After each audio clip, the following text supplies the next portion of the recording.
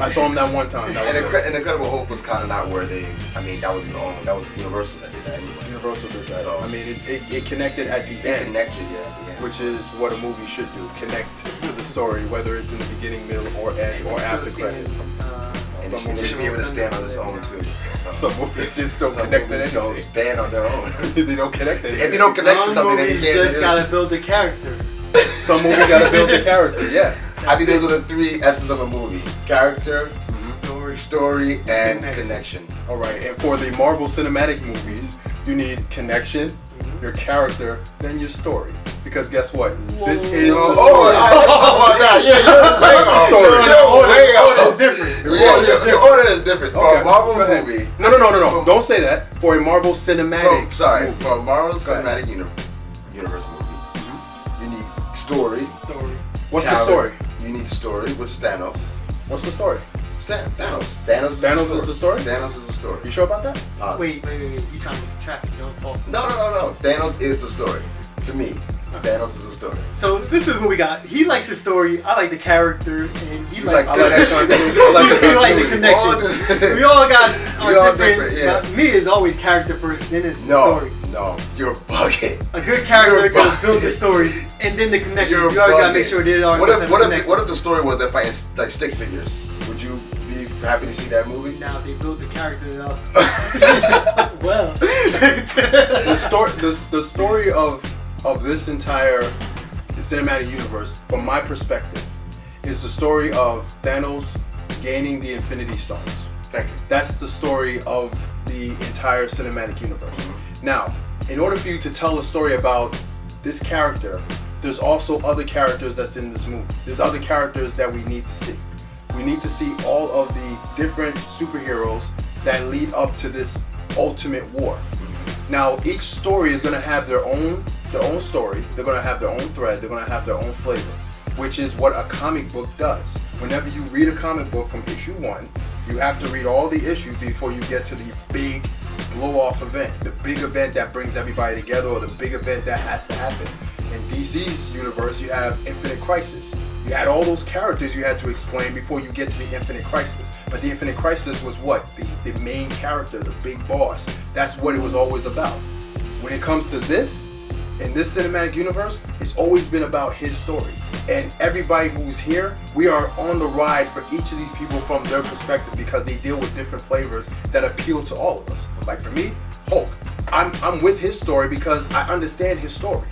The way his story has gone from where it started, from where it is now, I love it. Even at the end, I loved it. So for me, it's all about continuity and how everything attaches to the branch. And with me, it's all the story, yes, the connection, yes, but the character development. When you see the character begin in one way, by the time this comes out, I love to see the character change. We just don't want the same character. Tony Stark was still the playboy billionaire that didn't go through nothing, that we didn't see go through nothing, like in Iron Man 3. Then I was like, alright, whatever. Like, even in the Civil War, when he was the bad boy that didn't want to go with the government, they actually choose the government. And we didn't understand that logic until we understand his character development. Mm-hmm. So I agree with that. So that's all needed. To my point, both of you guys are wrong. Right? Okay. Story, to me, is the number one thing you need in any movie. It's story. Character, because to your point, what if they had a good connection, right? But all the characters are not who they are. Or let's say Thanos wasn't even the character that we end up seeing in the movie. Let's say his character was just terrible, but all of them was connected. Would you still say this is the movie that was as great as it was? If Hulk was some like I don't know, some like something else, whatever, or if like I don't know, Thor wasn't the god of thunder or whatever the case may be, like who their characters were. Would you say it was a good movie? Would it be a good movie? If everything was leading, if everything was connected, no. But all the characters were not who they are. All the characters are not who they are. If you've never read a comic book in your whole life, no, that's not. See, so what are you saying then? I don't understand. That's the point. If all the characters were not who they are at all, period. Let's say. Well, what does that mean, though? Okay, I'll explain to you what I mean. Let's say the Hulk was just I don't know, let's say the Hulk wasn't as big or wasn't as brooding or as the Hulk is. What if Spider-Man was Miles Morales, whatever, like those kind of characters, something like that. Like, would you say it was a good movie because it was just connected?